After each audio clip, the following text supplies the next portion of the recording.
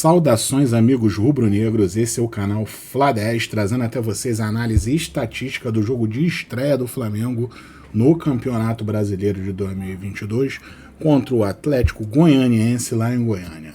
Um jogo que foi muito debatido nos últimos dias e muito criticado pela torcida. Um jogo muito debatido e muito criticado ao longo dos últimos dias, tendo em vista que a torcida alega que o Flamengo não teve um bom desempenho perante um adversário de menor expressão, como o Atlético Goianiense. Vamos ver se isso é verdade. E outra crítica que a torcida faz é que aparentemente o sistema do português Paulo Souza não está evoluindo, na verdade está piorando de jogo para jogo. E vamos ver o que os números deste jogo dizem sobre isso. Vocês sabem que os números não mentem. Mas antes eu peço que vocês deixem seu like nesse vídeo. Isso ajuda bastante o canal a melhorar seu conteúdo, a continuar trazendo conteúdo a vocês. E ajuda também o vídeo a ganhar alcance, né? A chegar a outros irmãos rubro-negros que precisam receber essas informações aí, saber como anda esse esquema tático do Flamengo. E se você não for inscrito no canal, eu peço que você se inscreva no canal, porque a gente tem bastante conteúdo aqui que eu sei que vai agradar você que é flamenguista, que é rubro-negro. A gente tem muito conteúdo falando de presente, passado do Flamengo, as notícias mais recentes, e a gente costuma fazer uma live também aos sábados às 10h30, todo sábado às 10h30, e outra live durante a semana, mas sem data e nem horário fixo, geralmente à noite, a gente avisa com antecedência, tá? Antes de entrar nos números do Flamengo, eu queria falar um pouco sobre como o Flamengo começou essa partida, né? A gente pode ver, o Flamengo entrou em campo com um esquema clássico do técnico português Paulo Souza, com 3 jogadores atrás, o Léo Pereira fazendo a função que faria um lateral, no caso o Felipe Luiz, e o William Arão também improvisado na zaga, né? No caso do William Arão, a gente já viu ele cumprir essa função, para o bem ou para o mal, a gente já viu ele cumprir essa função com o nosso ex-técnico Rogério Ceni. A gente tem boas lembranças do William Arão compondo a zaga do Flamengo, mas também tem lembranças muito ruins do William Arão desempenhando essa função também, né?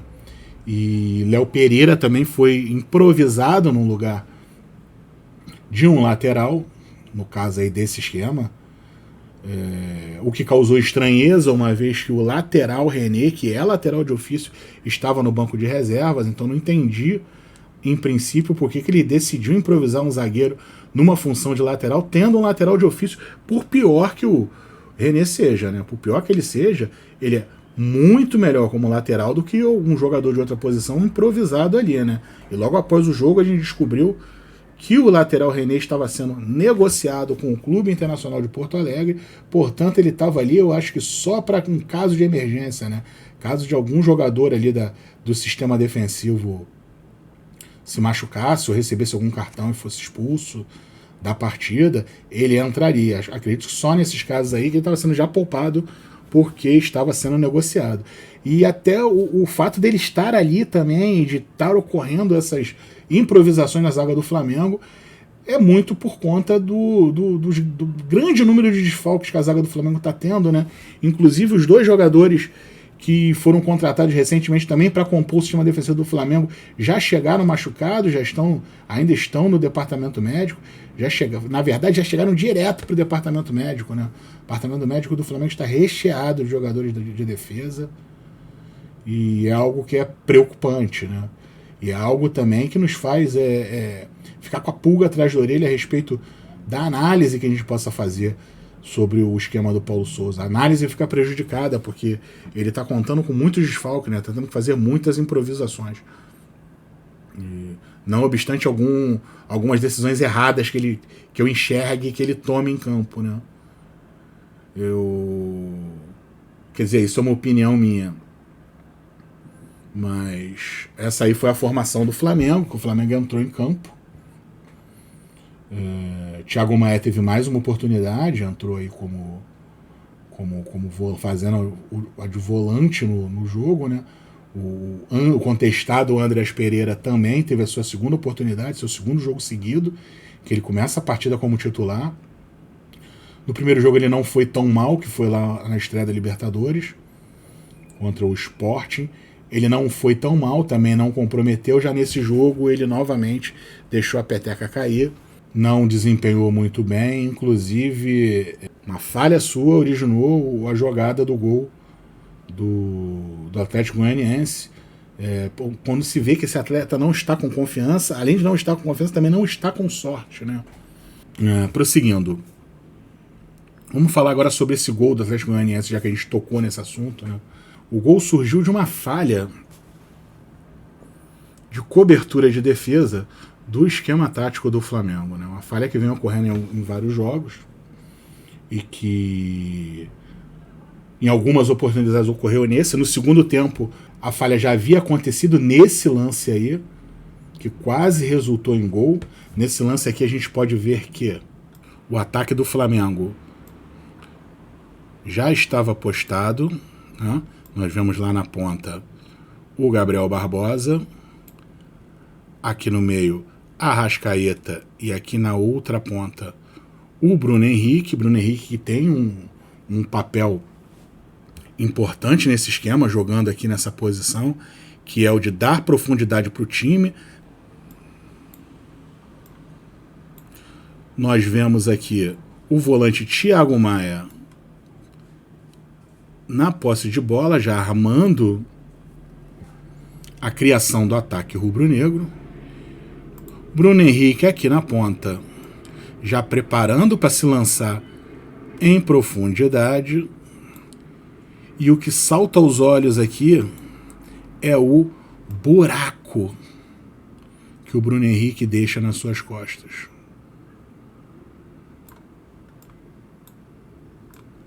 Olha o tamanho desse vácuo que se forma no corredor esquerdo do Flamengo. Nesse momento, o volante Thiago Maia, na tentativa de dar velocidade ao ataque do Flamengo, faz o lançamento para tentar alcançar o centroavante Gabriel Barbosa. Esse lançamento é interceptado pelo atleta do Atlético Goianiense. Vocês podem ver aqui Gabriel Barbosa caído aqui, a bola na posse do jogador do Atlético Goianiense.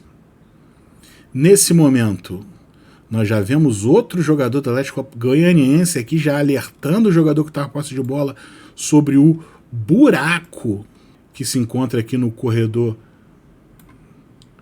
esquerdo do Flamengo. Inclusive, nós já vemos até um jogador do Atlético Goianiense ocupando esse espaço. E é justamente esse jogador que vai receber essa bola lançada pelo que está com a posse dela. E aí, nesse momento, esse jogador leva a bola até a intermediária, ele fica no mano a mano com o Léo Pereira, que está fazendo a função anômala de zagueiro quando o Flamengo não está com a posse de bola.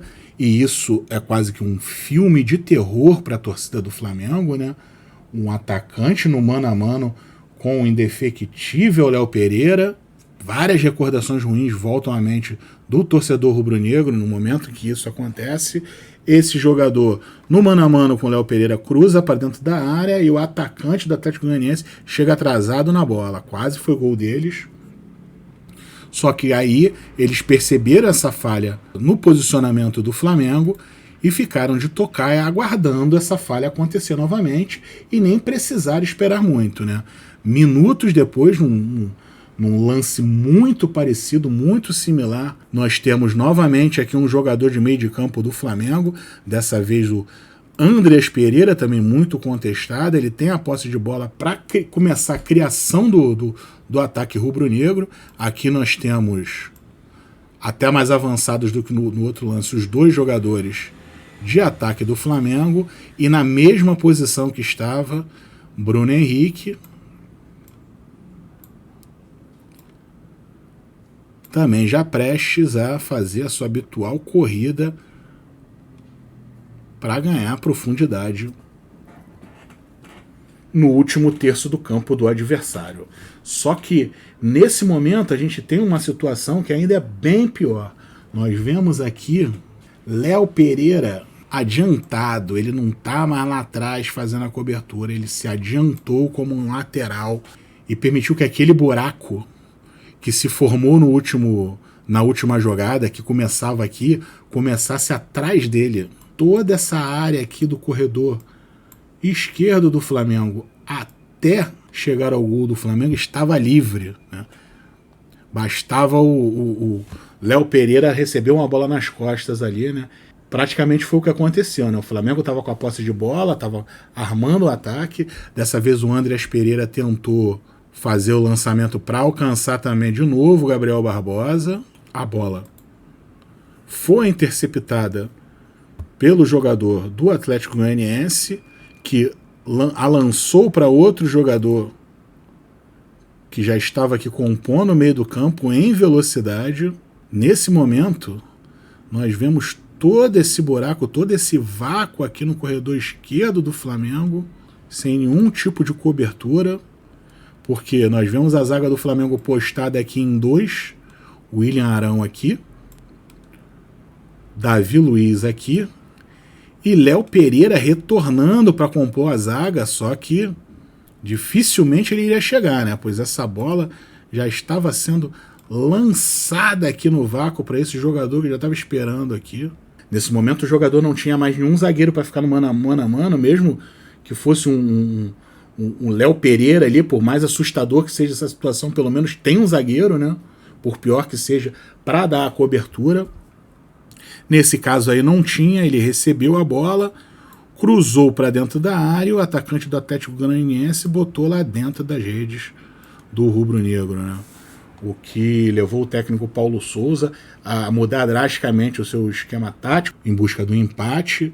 Ele começou a empilhar atacantes, botou Pedro, inclusive. E por pouco o Flamengo não sai com a virada de lá, né? Porque o Pedro perdeu 2 gols incríveis, né? Quer dizer, o primeiro chute que o Pedro deu, né, na verdade, com muito perigo, foi o goleiro do Atlético Goianiense salvou aquela bola de maneira milagrosa. Aí eu não posso acreditar, o Pedro fez tudo certo, não posso acreditar esse erro, o Pedro ele fez tudo certo, o goleiro que se superou. Já a segunda tentativa, o Pedro, na cabeçada, o Pedro cabeceou para fora, livre. Ali foi falta de concentração mesmo do atacante rubro-negro, que não tá com muita motivação, né? Acredito a isso também o fato de que ele tem sido colocado só no fogo e que nesse jogo ele entrou com um pouco mais de 10 minutos para acabar o jogo. E aí também há muita pressão em cima do cara para ele tentar resolver, ou ele tentar fazer uma boa atuação no pouco tempo que é reservado para ele. Acredito que isso influencie bastante no desempenho do atleta, né? Vamos pular agora para outra polêmica que tem sido aventada aí durante toda a semana. Tenho visto nas redes sociais muitas pessoas dizendo que Bruno Henrique jogou de lateral, ou que o Bruno Henrique jogou fazendo a cobertura do Léo Pereira, né?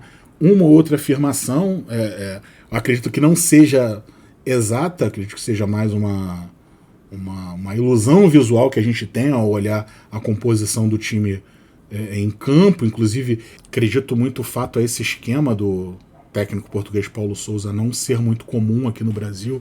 A torcida do Flamengo não está acostumada a ver esse esquema e ela tenta adaptar o que ela entende de futebol para dentro desse esquema aí, e acaba ocorrendo esse tipo de erro de análise no posicionamento dos jogadores, né? E é isso que os números demonstram que o Bruno Henrique ele não jogou como lateral e nem fez a cobertura do Léo Pereira. Ao contrário, Léo Pereira que teria que fazer a cobertura dos avanços do Bruno Henrique. Como o Léo Pereira está jogando improvisado como lateral, né? E os números mostram isso também. Avançando aqui, a gente vê no quesito finalizações que o Bruno Henrique está muito à frente dos outros jogadores que compõem o ataque do Flamengo, né? Bruno Henrique, ele, durante todo o jogo, ele finalizou em 4 oportunidades, sendo que 3 foram na meta e uma fora do gol, né? Dessas 3 oportunidades que ele finalizou, que foram para a meta, uma foi o gol do Flamengo. Em segundo lugar, nós encontramos o Pedro, com 2 finalizações, uma na meta e uma fora do gol. E a gente pode ver que o atleta está em segundo lugar, tendo jogado pouco mais de 10 minutos na partida. Talvez se ele tivesse uma maior minutagem, isso daria um pouco mais de tranquilidade para ele, para pensar melhor antes de tomar determinadas decisões de chute, de passe, de finalização. Mas isso que os números comprovam, que com muito pouco tempo em campo ele conseguiu render bastante, de maneira bem eficiente. O Arrascaeta está em terceiro lugar com 3 finalizações, mais finalizações que o Pedro, porém todas elas foram fora da meta. O Pedro teve uma, apesar de ter uma finalização a menos, ele teve uma finalização na meta, que é o que conta, que é o mais importante. E o nosso artilheiro Gabriel Barbosa, com apenas uma finalização durante toda a partida e fora da meta. Gabriel Barbosa é outro que não vem performando bem. Não vou entrar aqui no tema se a performance dele é devido à função que ele tem que cumprir no esquema, ou se é devido à falta de foco, ou se é devido a circunstâncias alheias e desconhecidas. Não quero entrar nesse tema, só sei que, para o bem do time, eu achava que o Gabriel Barbosa ele deveria jogar menos, deveria ceder o seu espaço para o Pedro jogar uma partida inteira, com ele como principal atacante, tendo o time a servi-lo, né? E cumprindo a determinação tática de acordo com suas características de futebol, para a gente ver como é que isso vai funcionar, né? Gabriel tá ganhando um salvo-conduto no Flamengo que já está ficando meio desgastante para a torcida, essa insistência nele em campo, não rendendo tudo que ele tem a render. Então esses números aqui comprovam que o Bruno Henrique ele tem sido o jogador mais agudo do Flamengo, pelo menos nas últimas 2 partidas ele foi, nessa também, demonstra também outra inverdade que andam veiculando aí, de que esse esquema tático, ele está mal nesse sistema tático, ele não está mal, ele está diferente, porém, mesmo diferente, ele continua sendo o jogador mais incisivo do ataque do Flamengo, mais agudo do ataque do Flamengo, nesse esquema que todos acreditam a um posicionamento e uma obrigação tática que não é favorável ao futebol dele. Mesmo assim, ele tem se destacado como peça mais importante do ataque rubro-negro, mesmo sobre essas circunstâncias negativas aí. O que também cai por terra a alegação de que ele estava jogando de lateral, né? Outro fato que corrobora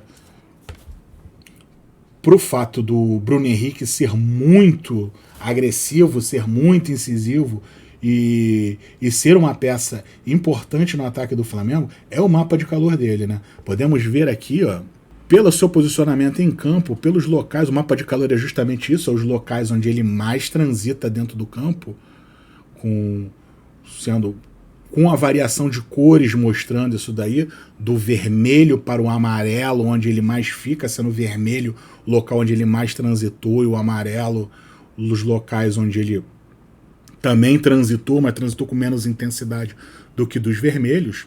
Nós vemos que ele está cumprindo bem essa função de dar a profundidade e de segurar a bola no último terço da área adversária, né? Esse mapa de calor é bem contundente nesse sentido, e ele revela outra coisa também.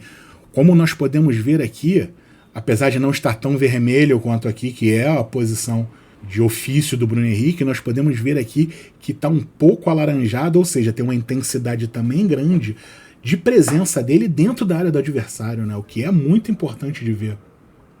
E ao compararmos, dentro desse quesito aqui de presença na área do adversário, com os mapas de calores dos outros jogadores do ataque rubro-negro, nós temos aqui o Arrascaeta, cuja maior presença dele é bem próxima aqui a do Bruno Henrique, né? Fazendo aqui os dois uma triangulação.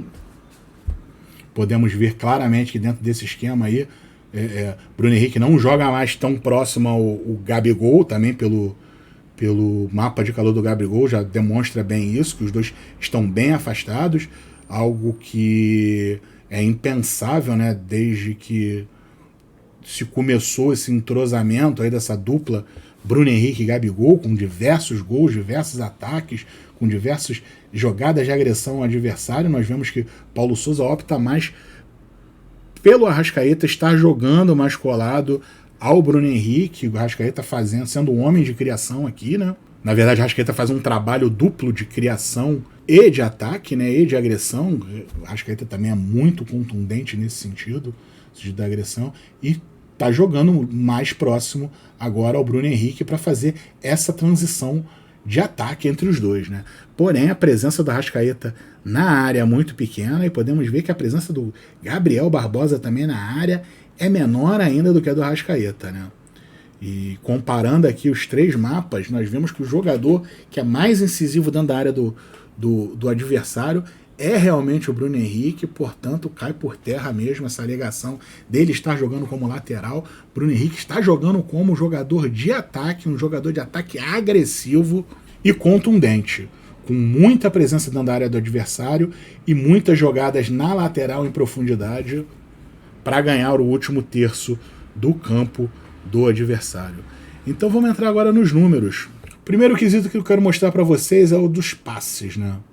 O Flamengo ele trocou 485 passes durante toda a partida, 444 passes certos, o que lhe deu um rendimento, uma assertividade de 91,5% no quesito passes. Já o Atlético Goianiense, muito embora ele tenha trocado menos passes do que o Flamengo, ele errou, dentro desse número de passes que ele trocou, ele errou menos passes do que o Flamengo errou. Portanto, ele teve um rendimento, uma assertividade um pouco maior do que o Flamengo. A gente pode dizer que nesse quesito aí, os dois clubes tiveram um empate técnico, apesar do Atlético Goianiense ter trocado menos passes do que o Clube de Regatas do Flamengo.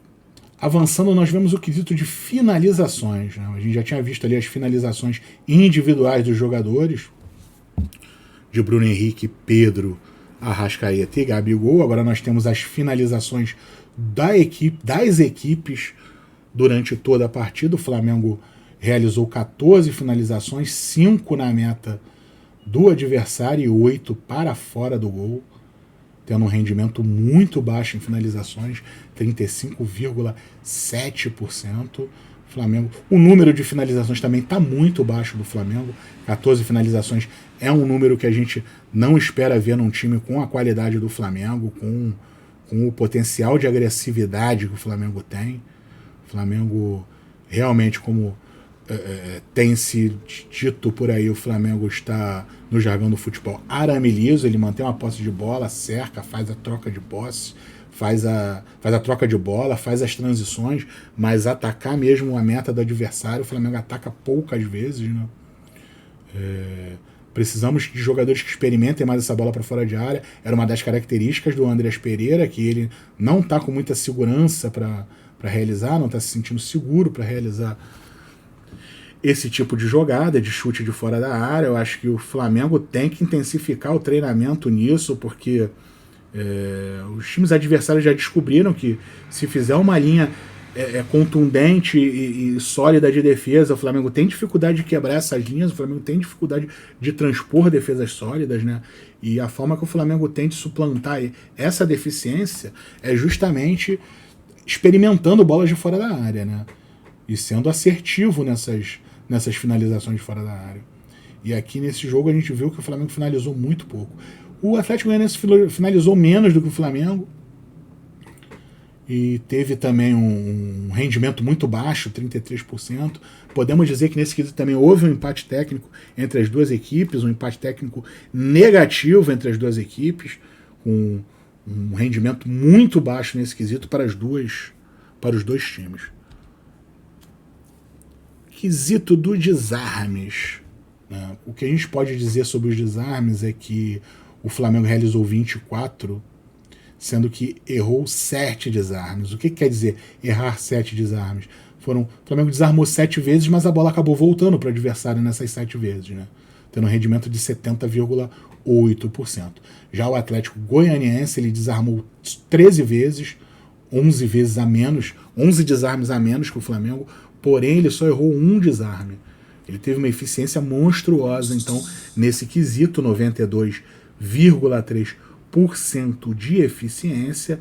Então, nesse quesito aí, apesar do Atlético Goianiense ter um volume de desarme menor do que o Flamengo, foram desarmes muito mais eficientes que o do Flamengo. Então, o Atlético Goianiense, no meu ponto de vista, foi superior nesse quesito aí, que é o de desarme, que é um quesito de eficiência para times defensivos, né? O Atlético Goianiense se mostrou um time defensivo, como a gente pôde ver lá naquele campinho. Eles têm uma linha de defesa bastante sólida, né? E o Flamengo enfrentou dificuldades para transpô-la. E incrivelmente é isso que acontece, né? Quando o Flamengo consegue transpor essas linhas e tem a oportunidade de finalizar, o Flamengo acaba não finalizando, acaba errando. Mas, portanto, avançando, eu repito que, na minha opinião, nesse quesito aqui, o Atlético Goianiense foi bem mais eficiente que o Flamengo, né? Seus desarmes foram úteis, foram destrutivos para o time do Flamengo e construtivos para suas jogadas de contra-ataque. Cruzamentos. Nesse quesito, o Flamengo realizou 31 cruzamentos ao longo de toda a partida e errou inaceitáveis 23 vezes esses cruzamentos, né? Tendo em vista que, nesse esquema do técnico português Paulo Sousa, os cruzamentos são uma arma importante para o desenvolvimento do time, uma vez que nesse esquema o time ganha profundidade e povoa o último terço do campo do adversário. Os cruzamentos são uma ferramenta muito importante para se obter gols, né? Para se furar a retranca do adversário, a defesa do adversário e fazer gols, ainda mais o Flamengo colocando a presença de jogadores um pouco mais altos dentro de área, né? E a gente vê que o Flamengo não está bem dentro desse fundamento aí, que é uma das armas principais dentro do esquema do Flamengo, e é o que mostra que o Flamengo não está, porque não está usando a principal ferramenta, que são os cruzamentos. E sem contar que 31 cruzamentos ao longo de todo o jogo é um número mediano, não é um número muito alto, mas também não é um número baixo, porém poderia usar mais desse artifício e deve treinar mais para que esse artifício seja mais assertivo do que está sendo. Porque não adianta também ter 50 cruzamentos e errar 40. Os números, como eu já falei, os números não mentem, os números é que dizem. Porque geralmente quando você tem 31 cruzamentos, erra 23 e acerta 8, é que você está cruzando sem inteligência, você está cruzando no desespero, no chuveirinho, né? E é isso que dá para ver. Pelo que os números dizem aí nesse quesito do Flamengo, né? Já o Atlético Goianiense conseguiu ser pior ainda, né? O Atlético Goianiense só teve 10 cruzamentos ao longo do jogo inteiro e conseguiu errar 9 cruzamentos. Logo se vê que essa não é uma das características do estilo de jogo adotado pelo time de Goiás, né? Já pelo Flamengo, apesar do Flamengo ter sido superior nesse quesito ao Atlético Goianiense, no geral, no macro, o Flamengo precisa melhorar esse fundamento aí, precisa melhorar esse requisito aí, porque esse requisito é uma arma poderosa dentro desse esquema tático que o Flamengo optou por adotar. Lançamentos. Nesse quesito aqui, o Flamengo realizou 25 lançamentos ao longo do jogo inteiro, errou 15 lançamentos e acertou 10, tendo um rendimento de 40%. Também foi um desenvolvimento pífio do time do Flamengo, 25 lançamentos com 15 lançamentos inúteis e ineficazes contra 10 que encaixaram. O número já demonstra que há uma certa desorganização no meio de campo, principalmente no meio de campo do Flamengo. Inclusive, eu mostrei aqui que um lançamento errado originou um contra-ataque perigoso, um desses 15, e um outro lançamento desses 15 errados aí também originou o contra-ataque do gol do Atlético Goianiense. Ou seja, o Flamengo, com lançamentos ruins e pela sua postura em campo, ele acaba dando contra-ataques perigosos para o adversário, uma vez que ele está errando demais nesse quesito aí, que tem que ter assertividade, uma vez que errando um lançamento, principalmente um lançamento de meio de campo, o Flamengo possibilita ao adversário um contra-ataque onde ele encontra muitos espaços vazios dentro do seu campo defensivo, né? O Atlético Goianiense se beneficiou, né, e fez o gol de abertura do placar do jogo com um lançamento errado do Flamengo, apesar de ter menos lançamentos certos que o Flamengo. Ao meu ver, tanto fez isso daí, e é um alerta para o Flamengo também, que esse é outro fundamento que deve começar a ser treinado pelo time. E digo que o meio de campo, ao invés de fazer lançamentos para pegar... Essa é uma opinião minha. Acho que o meio de campo, ao invés de fazer lançamentos para tentar criar ataques em velocidade, deve trabalhar mais a bola no meio de campo e esperar o Flamengo se posicionar de forma eficaz no ataque para poder realizar, para poder fazer a ligação para esses jogadores do ataque aí de forma mais eficaz, sem correr esses riscos aí, tomar esses sustos, né? Interceptações. O Flamengo interceptou 8 bolas e as 8 bolas interceptadas foram corretas, tendo um rendimento de 100%. Já o Atlético Goianiense interceptou metade, interceptou 4 bolas e somente uma não foi eficaz. Nesse quesito o Flamengo ganhou disparado, né? No quesito interceptações, o Flamengo foi superior ao time de Goiás. Já os dribles são quesitos que dizem mais respeito a talentos individuais dos jogadores de cada time do que propriamente dito do grupo, né? Não é um quesito que exige disposição de grupo, mas sim exige mais do talento individual de cada peça. O Flamengo realizou 2 dribles, um certo e um errado, o que é também um número muito baixo para um clube que possui atletas de alto nível técnico como o Flamengo, atletas que jogaram na Europa, atletas que recebem salários astronômicos e atletas que são convocados pelas suas respectivas seleções. A realização de só 2 dribles durante todo o jogo é um número muito baixo. Sabemos que o drible é um artifício, né? E que nem sempre ele está disponível, mas mesmo assim, ao olhar os números do Atlético Goianiense, que realizou 6 dribles, um time cujos jogadores são de menos expressão, né? E desses 6 dribles, 5 foram eficientes, a gente vê que nesse quesito aí o Flamengo, além de perder, o Flamengo mantém uma média preocupante, né? Também.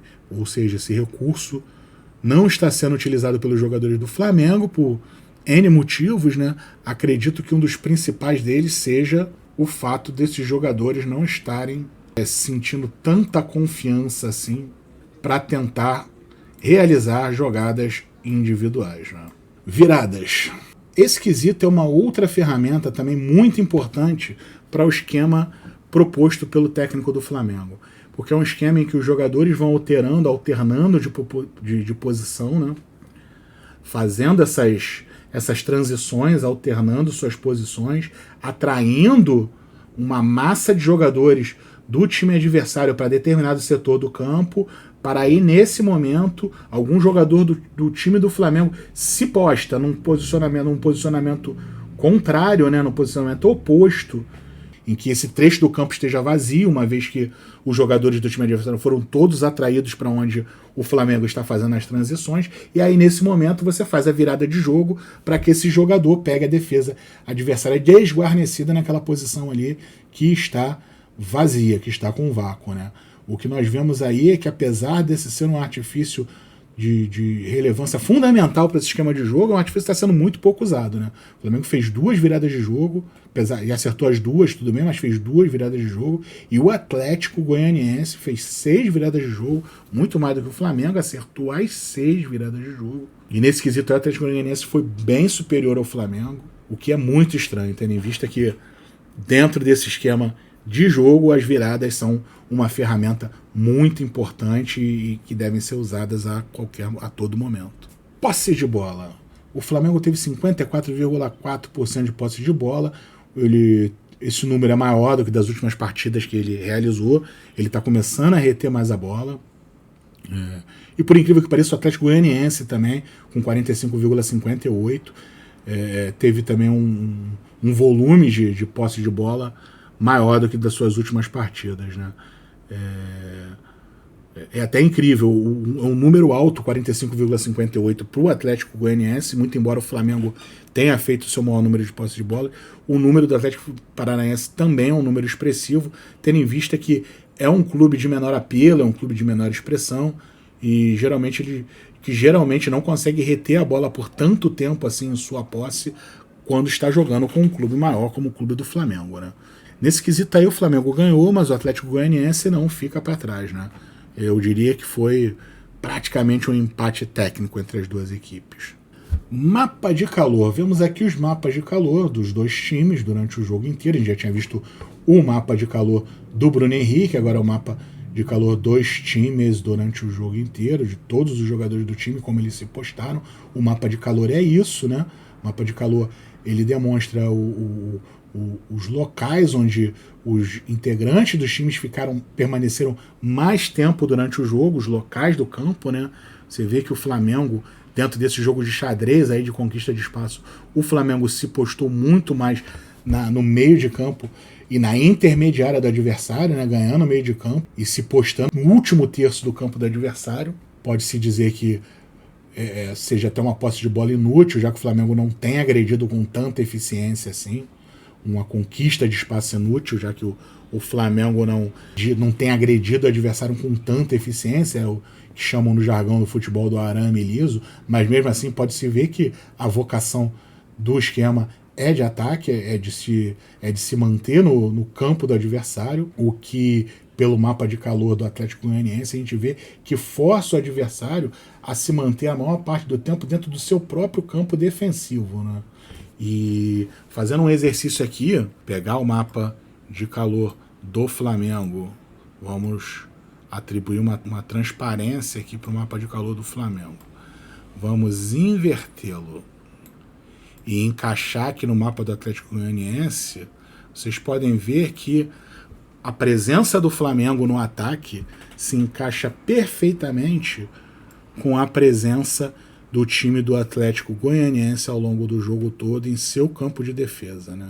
Ou seja, o Flamengo atacando, pressionando, impõe um recuo natural do adversário. E como a gente pode ver aqui mais abaixo, nós vemos que o adversário se posta muito em sua área, tentando criar linhas de defesa aqui, que impossibilitam o Flamengo de, com seu toque de bola, chegar com muito perigo ao gol do adversário. Os adversários já chegaram a essa conclusão de que o Flamengo é um time que joga um futebol, que quer jogar um futebol de videogame, tocando a bola e só chutando com o gol aberto. Isso é um alerta que já tem sido feito há muito tempo sobre esse time do Flamengo, um time que tem muita categoria, muito talento individual, mas e por conta disso, o que acontece é que os adversários vão observando isso, vão evoluindo e vão tentando evitar que ocorram momentos em que o time do Flamengo tenha a oportunidade, dentro dessa sua característica, de chutar em gol, né? É por isso que eu digo que o time do Flamengo tem que experimentar mais a bola de fora da área, os chutes de fora da área. Numa característica do meio de campo Andrés Pereira, assim que ele chegou no Flamengo, ele experimentava muito a bola fora da área, numa característica do Vitinho também, do ponta Vitinho, experimentar a bola de fora da área, os chutes de fora da área, porém, a gente não vê isso no Flamengo, que demonstra que os jogadores não têm tido muita confiança para utilizar esse recurso. Ao meu ver, pode ser bem útil, tem que ser treinado também. Não adianta que os chutes sejam ineficazes, né? Chutar por chutar. Mas eu acho que se clareou fora da área, tem que meter a bala para dentro do gol do adversário, porque eles não estão esperando isso nunca. Eles estão esperando sempre o Flamengo fazer aquele 1-2, aquele totozinho, aquele toque para tentar abrir a defesa do adversário e chutar com o gol livre. Atribua até a ineficiência do Flamengo, do ataque do Flamengo, pelos adversários estarem dificultando cada vez mais esse tipo de oportunidade para ele. E assim foi esse vídeo aqui de análise estatística do jogo. Espero que vocês gostem. Agradeço a todos que assistiram. Espero que vocês tenham gostado. Deixem seu like para demonstrar isso, que vocês gostaram. Se vocês gostarem, a gente fará, nós aqui do canal Fla10 faremos mais vídeos desse de análise estatística e tática do jogo. Isso é um projeto que a gente começou agora e depende só de vocês para a gente continuar. Se vocês apoiarem e jogarem esse vídeo lá para cima, a gente vai continuar fazendo após cada jogo esse tipo de vídeo. Ele dá um bom trabalho de ser feito, o jogo tem que ser revisto, os dados estatísticos têm que ser trabalhados, tem que ser olhados, a gente tem que preparar a arte. É um vídeo que dá um pouco mais de trabalho para fazer, mas se vocês gostarem, se vocês jogarem esse vídeo lá para cima, a gente terá todo o prazer de continuar fazendo isso após cada partida, para destrinchar e mostrar para vocês como está funcionando esse Flamengo por dentro, né? E esse esquema tático aí do técnico Paulo Souza. Meus amigos, agradeço a todos, deixem seu like, Por favor, inscrevam-se no canal, compartilhe esse vídeo para alcançar mais irmãos rubro-negros e para cima deles Flamengo, né?